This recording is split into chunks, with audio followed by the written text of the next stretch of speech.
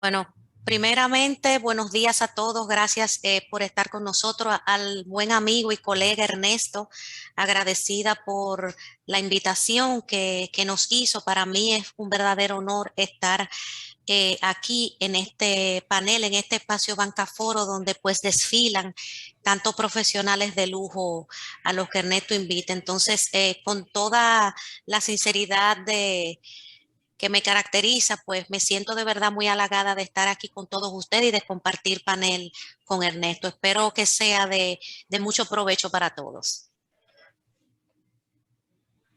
Muy bien, Ailín, pues excelente. Eh, pues la idea, como te dije, es un poco conversar sobre digamos, los cambios que se presentan o cómo se han modificado las perspectivas en temas de lavado de activos, porque eh, pues tenemos un nuevo contexto, ¿no? Tenemos un mundo mucho más digital, tenemos un mundo pues bastante más global, ¿no? Algunas modalidades de trabajo, algunas modalidades de negocio, algunas modalidades de hacer las cosas se han modificado y entonces, ¿cómo ves tú el nuevo panorama en el marco de la prevención de lavado? Yo voy a decir prevención de lavado, pero ya sabemos que el nombre es largo, ¿no? Prevención de lavado de activos, financiamiento, terrorismo y proliferación de armas, destrucción masiva. O sea, sabemos que el nombre es largo. Pero yo usaré solamente el término lavado de activos. Bueno, lo primero que tenemos que decir, Ernesto, y saber es que el lavado de activos, primero es una actividad en constante evolución. Incluso la industria criminal, siendo optimista, está siempre a 2 pasos más adelante que nosotros, los que trabajamos gestionando ese riesgo. Si bien es cierto que la lucha contra este mal tiene ya un tiempo considerable, no menos cierto es que estos nuevos tiempos, no solamente esta nueva realidad de cara a las consecuencias o al contexto que trajo consigo la pandemia del COVID-19, sino también los nuevos tiempos, trajeron consigo un sinnúmero de herramientas, de mecanismos que nos llevan a nosotros, pues los que trabajamos en esta lucha y también a a la sociedad, a las empresas reguladas o no reguladas, a medir la capacidad de reinventarse, a medir la capacidad que tenemos de reinventarnos.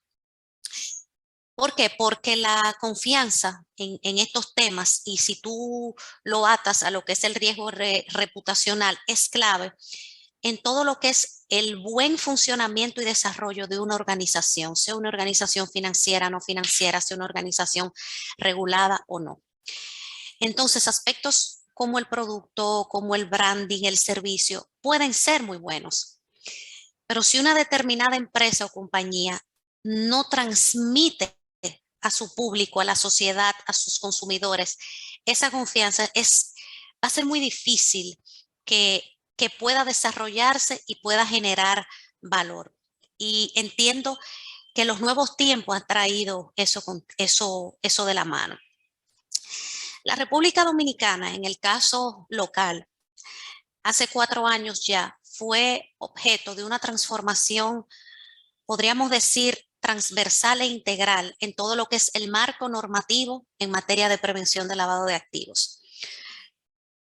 Y los abogados utilizamos la siguiente expresión: el espíritu del legislador fue el espíritu del legislador fue aquel. El legislador lo que quiso plasmar en esta ley fue esto. En el caso de la normativa y de la nueva ley del lavado de activos, no sucedió así. ¿Por qué? Porque vino esa transformación normativa, vino como consecuencia de que nosotros teníamos que estar a la par con los estándares internacionales y adaptarnos a las nuevas reglas y los estándares y los modelos de la actualidad. Así es que nace ese nuevo marco normativo en el año 2017. ¿Qué pasa con ese cambio transformador? Aquí se incluyen nuevos sujetos obligados que no tenían la curva de aprendizaje que, por ejemplo, ya tiene la banca, ya tiene el mercado de valores o ya tenían esos sectores en el momento de esa transformación. Entonces, primero, se malinterpreta, y no solamente aquí, incluso a nivel comparado Latinoamérica y en mercados parecidos a los nuestros, que esas transformaciones normativas vienen como consecuencia a identificaciones de que en esos sectores se lava dinero o hay ilegalidad. Como todos sabemos, o para los que no lo saben, previo a cualquier transformación normativa, se agota un proceso de mesas de trabajo, evaluaciones de riesgo, incluso se someten a opiniones de calificadoras de riesgo país y calificadoras de riesgo a nivel sectorial. Entonces, todos esos estudios previos a una transformación jurídica es lo que dan como resultado la identificación de esos sectores que pueden o se hacen susceptibles de ser utilizados de manera ilegal por la propia actividad que desarrollan. Entonces, traigo esto a colación porque los cambios normativos, los nuevos tiempos, la transformación digital y el COVID nos hacen un llamado, primero, a evitar la resistencia al cambio. Segundo, a que no evitemos los riesgos. Yo no soy de evitar riesgos, no soy partidaria de eso. Los riesgos no se evitan, sino que se mitigan.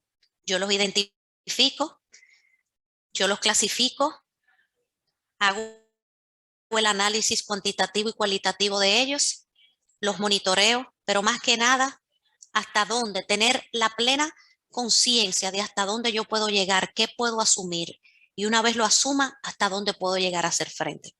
Entonces, todos esos elementos que he mencionado, lo que vienen es a que nosotros cambiemos un poquito el chip de que no es evitar hacer negocios, es cambiar la forma de hacer negocios, modular la forma de hacer negocios. Simplemente, yo quiero que tú hagas negocio, pero yo quiero que tú lo hagas bien, de manera correcta, de manera eficiente, y yo me tengo que asegurar que tú lo estés haciendo, tomando los controles necesarios. Ya entrando un poquito en materia, te puedo decir, la transformación digital era un hecho, era una realidad latente. ¿Qué pasa con la transformación digital? Que el COVID-19 la aceleró la implementación de la transformación digital. ¿Por qué digo esto? Porque si bien es cierto que ya antes de la pandemia, 2018, ya estábamos hablando de esa transformación digital, ya hay sectores donde incluso la debida diligencia no presencial tiene bastante tiempo de implementación con una curva de aprendizaje hasta cierto punto efectiva. No menos cierto es que productos y servicios digitales no estaban del todo desarrollados en la mayoría de los mercados, como el nuestro. Entonces, la pandemia lo que vino fue a darle un puncito a lo que es la transformación digital. ¿La transformación digital es buena? Sí. ¿La transformación digital es efectiva? Totalmente. ¿La transformación digital es necesaria?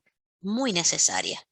De hecho, como dije, el COVID la aceleró, pero la aceleró de una forma tal que vino para quedarse y ya se va a quedar siendo parte de todos nosotros, como personas físicas y como parte de las instituciones también y de las diferentes organizaciones. Pero ¿qué pasa con la transformación digital? Es importante saber también que todas las empresas, incluso sean reguladas o no, tienen que tener dentro de su plan de negocio y su planificación estratégica, estrategias de transformación digital. ¿Qué quiere decir eso? Como decimos en República Dominicana, ¿con qué me como eso? Yo puedo perfectamente incluir en mi continuidad de negocio, en mi estrategia de negocio, en mi planificación estratégica, hasta en mi POA, hasta en mi plan operativo anual, productos digitales. Ahora bien, esa estrategia tiene que ir atada y tiene que venir acompañada de un marco de gestión de riesgos donde yo pueda asegurarle no solamente al regulador y al supervisor que yo estoy tomando los controles y que tengo pleno conocimiento del producto o servicio que yo voy a lanzar, que yo voy a ofertar, sino más bien tengo que garantizar a los mismos consumidores, al mismo prousuario de ese servicio, al mismo usuario, que yo también se lo voy a ofertar de una manera eficiente y que estoy viendo el 360 de ese servicio. ¿Qué quiere decir eso? Ahora mismo hay una tendencia, vamos a decir, mundial. De hecho, se han identificado en muchísimos países diversas herramientas que van a servir para darle continuidad a los negocios aún enfrentando esta crisis de manera precisamente digital. Entonces, este nuevo contexto, este proceso de prevención, de gestionar ese riesgo de lavado de activos en este nuevo contexto, tiene muchas aristas. ¿Por qué? Porque como dije, la industria criminal siempre está a pasos más adelante que nosotros. Podemos mencionar, por ejemplo, que el COVID no solo ha traído como consecuencia en materia de prevención la falsificación de documentos, de medicamentos, la adulteración de los mismos. Vemos cómo el delito de la corrupción se ha incrementado en muchísimos países, en muchísimas regiones. ¿Por qué? Porque debido al contexto durante la pandemia y post-pandemia, esos programas que utilizaban los gobiernos no necesariamente están siendo ejecutados de manera idónea. Y ahí entra lo que está muy de moda, que España viene hace unos años implementando y que es el pionero, que no es más que el public compliance, que es el cumplimiento en el sector público. Ese es uno de los elementos primordiales que podemos o que sacamos como aprendizaje de la pandemia y que lo vamos a seguir sacando también porque estamos en post-pandemia. Vemos también sensibilidad y red flags, alertas, banderas rojas con todo lo que tienen que ver con las asociaciones sin fines de lucro. ¿Por qué? Por todo el proceso que hay ahora mismo en temas de donaciones, en temas de ayuda y porque no es un secreto que las mismas han sido utilizadas en diversas ocasiones y de diversas formas para actos terroristas.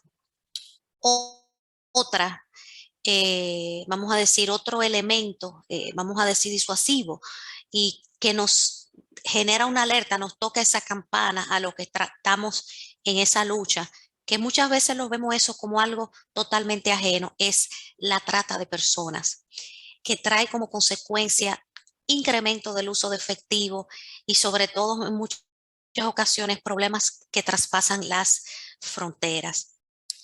Podemos enumerarles aquí un sinnúmero de delitos y actividades que conllevan ilegalidad que vienen producto de lo que es este proceso de pandemia y post-pandemia.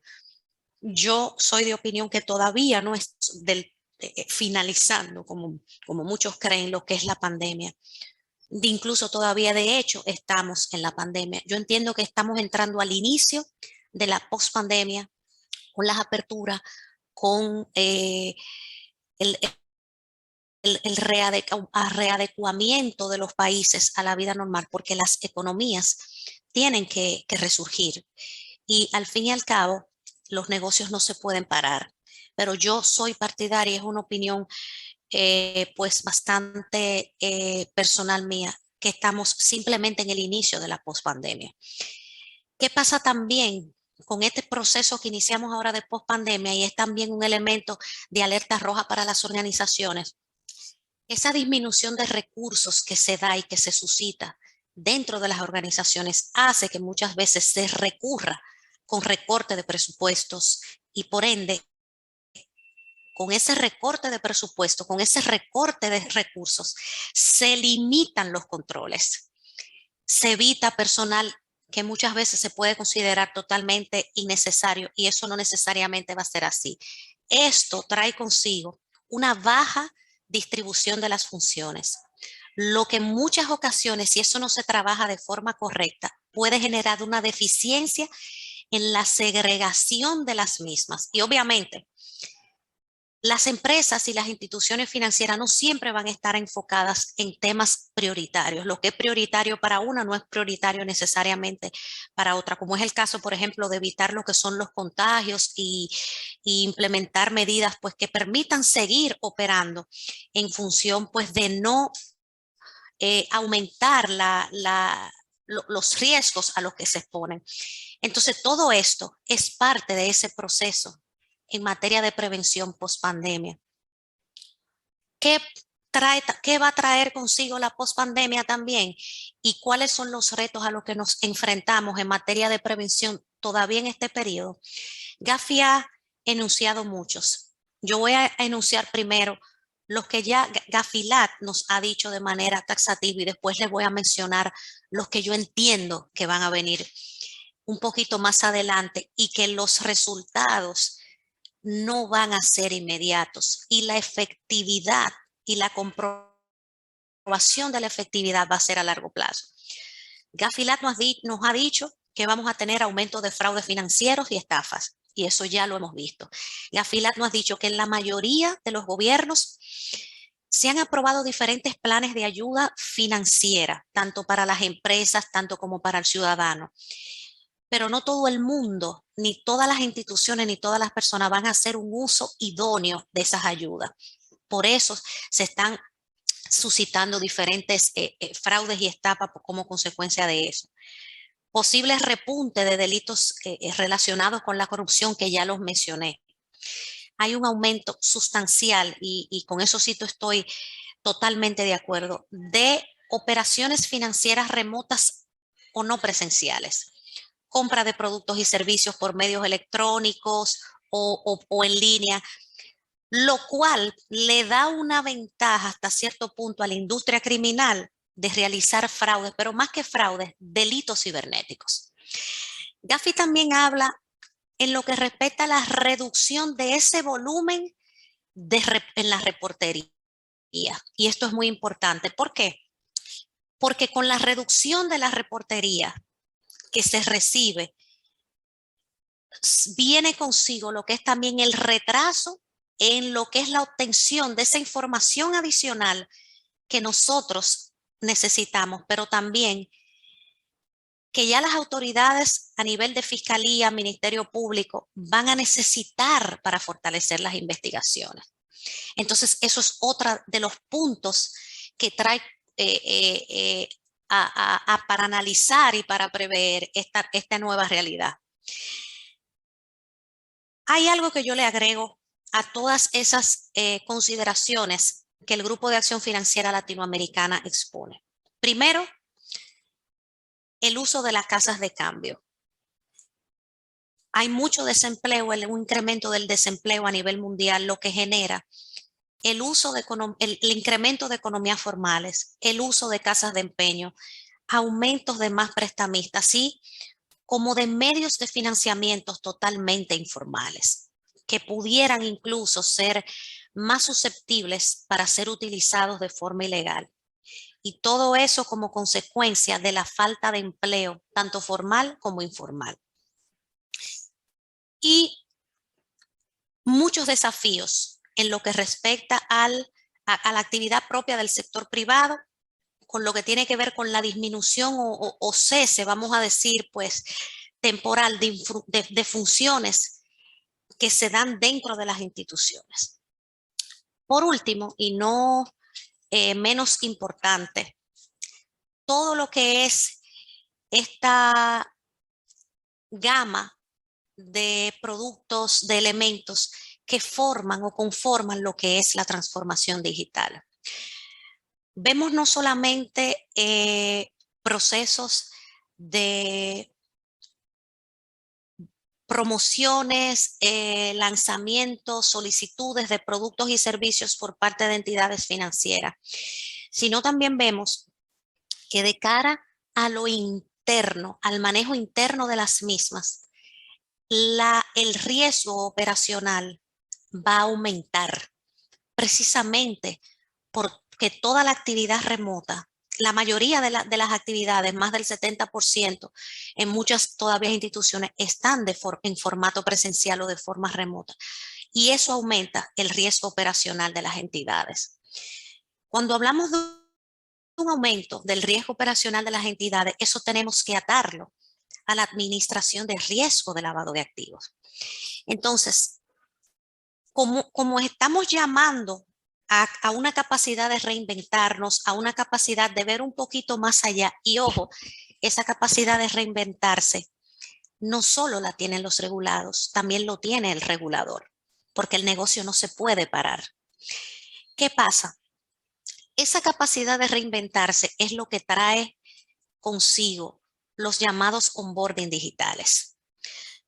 Todos sabemos que el onboarding digital es una herramienta sumamente efectiva, una herramienta que incluso va a llegar para quedarse, va a ser muy utilizada y va a permitir a las instituciones financieras mejorar la forma de hacer negocios, brindar una opción más simple, más friendly y sobre todo una opción más segura de cara en el contexto en el que estamos, en la realidad en la que estamos. Lo que nos lleva a pensar lo que dije al principio, la forma en que hacemos negocio seguirá cambiando radicalmente. Entonces, esos onboarding digital vienen a disminuir lo que es todo lo que es la interacción humana. No será la misma la interacción luego del COVID-19. ¿Por qué? Porque esos avances tecnológicos seguirán en aumento. Esa creación de esos onboarding digital seguirán en aumento. Lo que yo estructuré ahora mismo como institución, como que yo domino mi onboarding digital, en un año yo lo voy a expandir porque a mí me interesa para mi negocio. Me interesa para reducir los riesgos de contagio en lo que tiene que ver con COVID en cuanto a enfermedad propia de pandemia, pero me va a incrementar otros riesgos. No solo el operacional. Yo tengo ahí un riesgo de fraude, tengo un riesgo de ciberseguridad y se me presentan riesgos legales y de tipo regulatorio. ¿Por qué? Porque la transformación digital, la digitalización también puede fallar. Entonces, lo importante en este proceso no es solo ver la capacidad de reinvención, no es solo ver la capacidad de análisis que yo puedo tener identificando los riesgos, sino el secreto de todo lo que es esta transformación digital está en aplicar medicina preventiva y no correctiva. ¿Por qué? Porque en materia de onboarding digital, el secreto en el componente está en la estructuración previo a la implementación. Me explico. Este surgimiento de nuevas tecnologías y nuevas técnicas, los delincuentes también las conocen. Y ellos también están trabajando en nuevas técnicas para que esos productos sean mal utilizados y se hagan susceptibles de eso. Por eso es que está en la cancha de nosotros evitar que eso pase.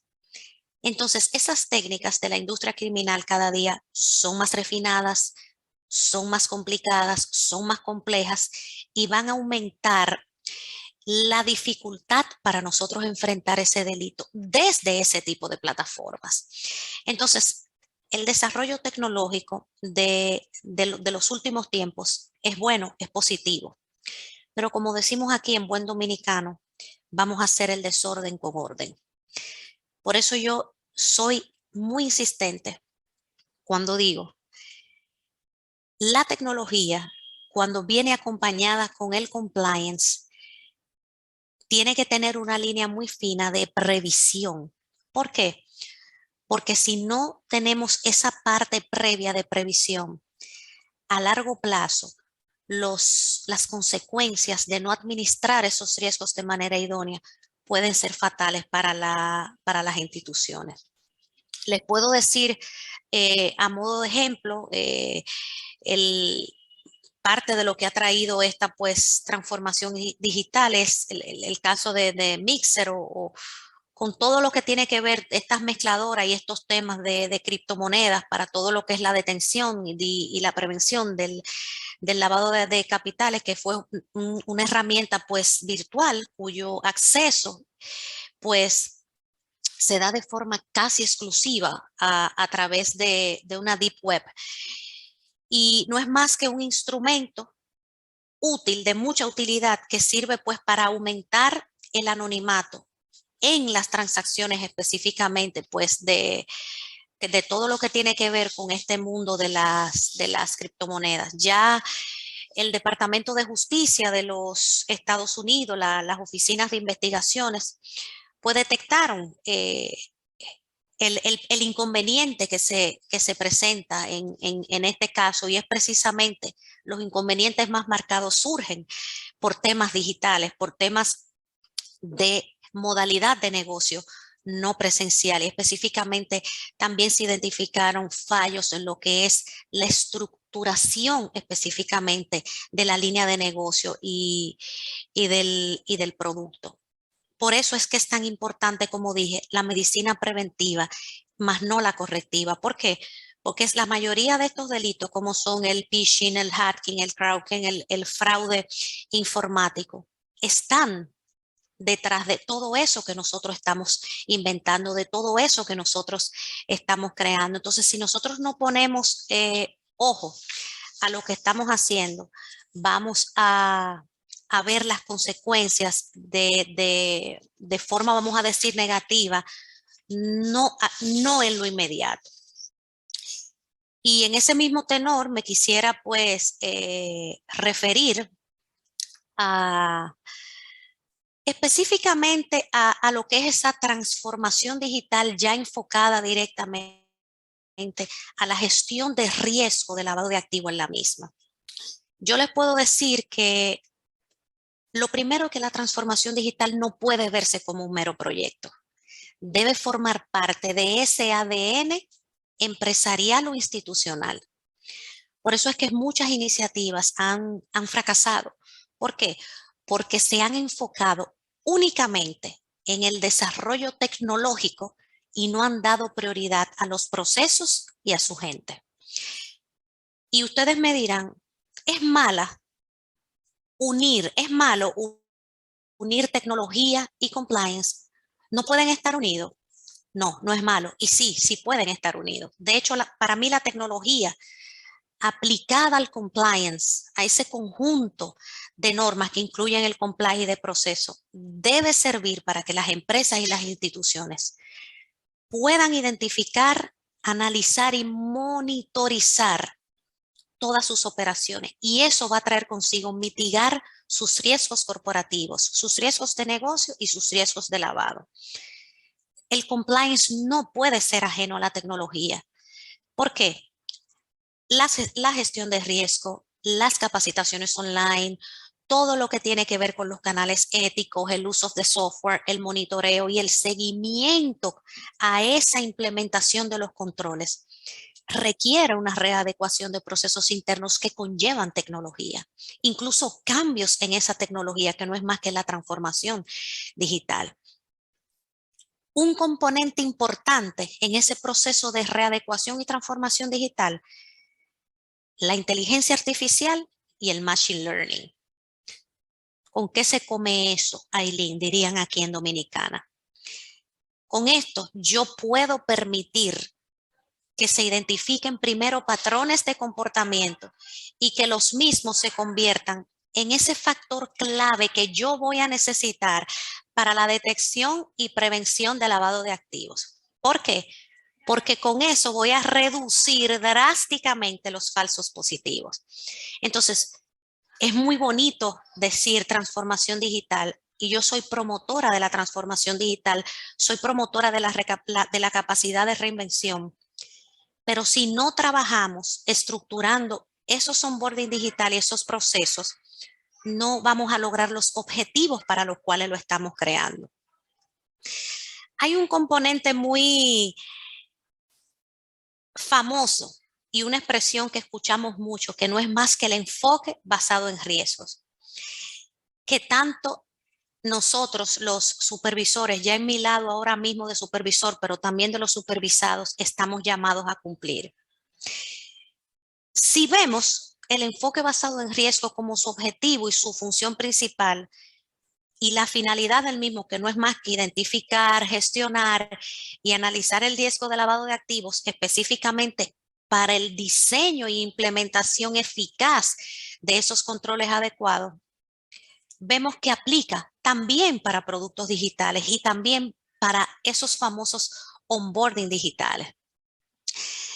Entonces, ese enfoque basado en riesgo lo que nos va a permitir es, si lo hacemos de manera idónea, incluir en nuestros procesos, nuestros modelos de negocio, esa evaluación responsable, tanto de mis riesgos inherentes y mis riesgos residuales. Y cuando hablo de una evaluación responsable, hablo de que esos riesgos estén identificados acorde al tamaño de mi institución, a la complejidad de mis operaciones y a la dinámica propia.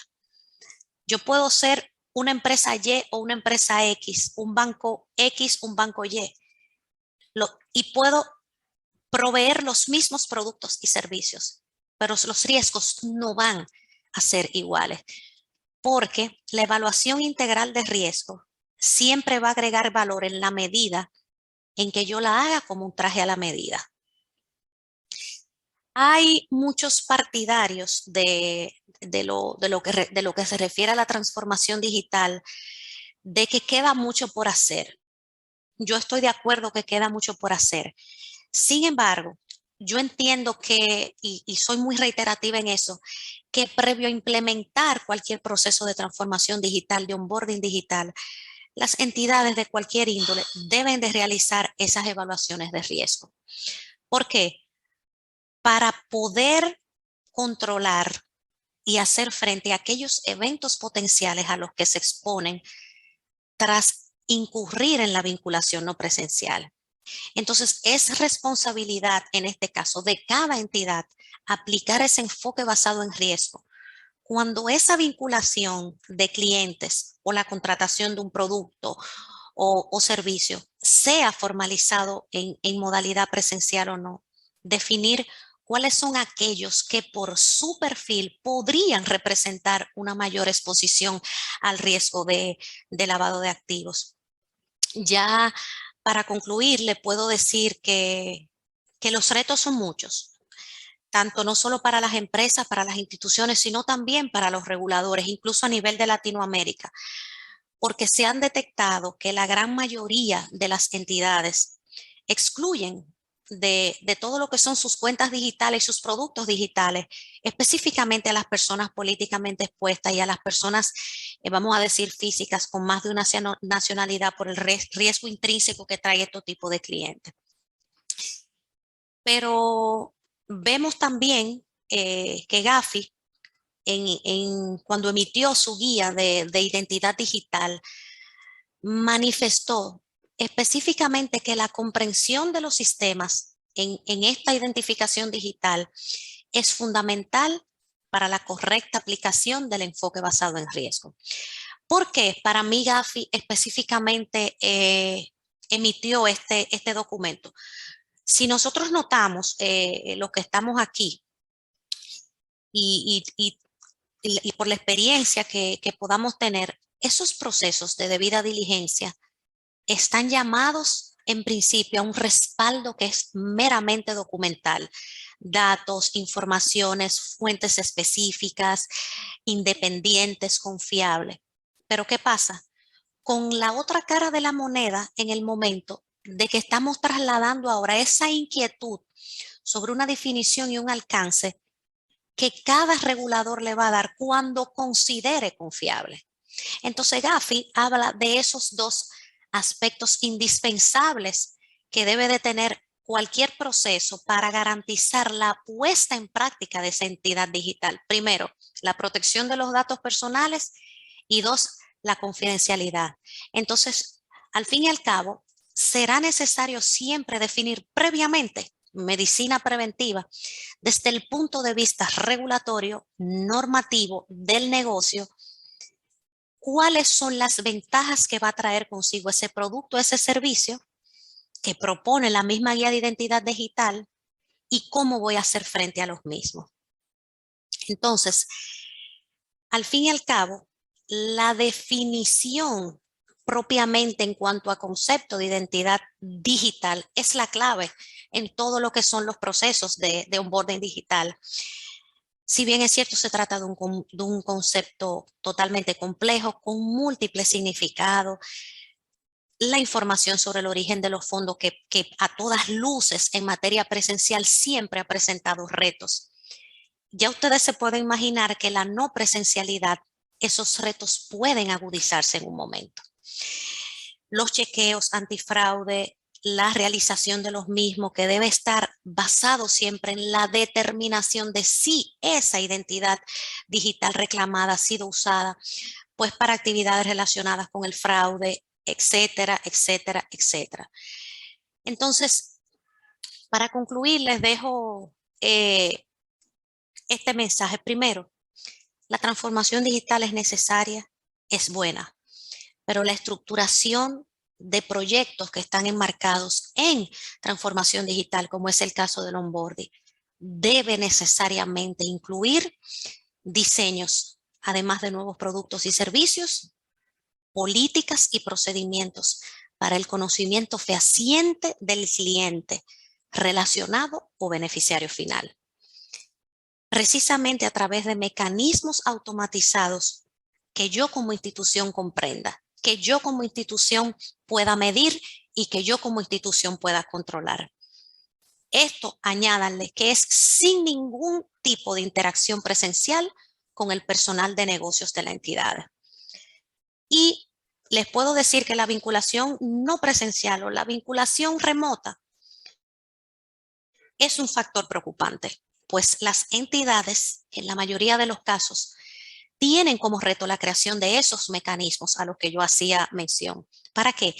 Para que ese proyecto de transformación digital, ese onboarding digital, aborde de manera satisfactoria todos los lineamientos en un 360 establecidos en las normativas vigentes sobre prevención de lavado de activos, financiamiento al terrorismo y la proliferación de armas de destrucción masiva. Existen muchos retos de cara a la transformación digital con relación a la mitigación de los riesgos asociados. Robo de identidad, identidad sintética, mal uso de la tecnología, riesgo de ciberataque, gestión de la entidad y todo eso previo a su implementación. ¿Que yo voy a tener todos los riesgos identificados en la estructuración? Imposible. Por eso es que hablo de la constante reevaluación del sistema, reevaluación del proyecto, monitoreo del proyecto, porque yo no lo voy a tener todo identificado al principio. Y a medida en que yo empiece a implementar cualquier proyecto de transformación digital o cualquier proyecto que se englobe de lo que es el onboarding digital, voy a generar nuevos riesgos de cara a mi propia operatividad como institución y de cara también a los nuevos niveles de exposición de riesgo que traen consigo estos tipos de proyectos. Entonces, si bien la transformación digital, más que una necesidad, es una realidad, esa gestión de riesgos de lavado de activos debe estar enfocada en cerrar esas brechas emergentes asociadas a esa modalidad no presencial. Entonces, considerando ya la realidad global, todo lo que tiene que ver con la parametrización de controles, patrones conductuales que sustituyan la pericia humana, estamos hablando de un reto totalmente enorme de cara al contexto en que nos encontramos. Yo concluyo y ya finalmente sí, de que es evidente y resumo todo lo que he dicho en que una correcta administración de riesgos en todo lo que tiene que ver con, o en materia de transformación digital y lo que son los llamados onboarding digital en este nuevo contexto, resulta necesario, es indispensable la previsión, eso que yo llamo medicina preventiva más no correctiva. ¿Por qué? porque es implementación de medidas de debida diligencia, que en principio tienen que ser proporcionales a esos riesgos asociados a la habilitación de cualquier onboarding digital. Va a fomentar todo lo que es la materialización de, vamos a decir, de futuros eventos que potencialmente pudiesen impactar mi organización y la reputación de mi entidad, pues esas brechas de control no se van a evidenciar en la inmediatez, sino en el largo plazo, dada la propia naturaleza de lo que trae consigo y de todo lo que es pues la transformación digital. Yo agradezco nuevamente, con esto termino, a Ernesto, a todos ustedes, primero por madrugar, por levantarse temprano y por escucharme. Si tienen alguna pregunta, con muchísima disposición y muy contenta, pues las respondo. Y nuevamente agradezco, Ernesto, por la oportunidad. Espero que les haya servido de mucho el intercambio de impresiones que hice con ustedes, lo que pienso como bien el título de la ponencia se llamaba, de la prevención de cara al contexto de actual que vivimos y todo lo que va a traer consigo. Muchísimas gracias. Aileen, muchísimas gracias a ti.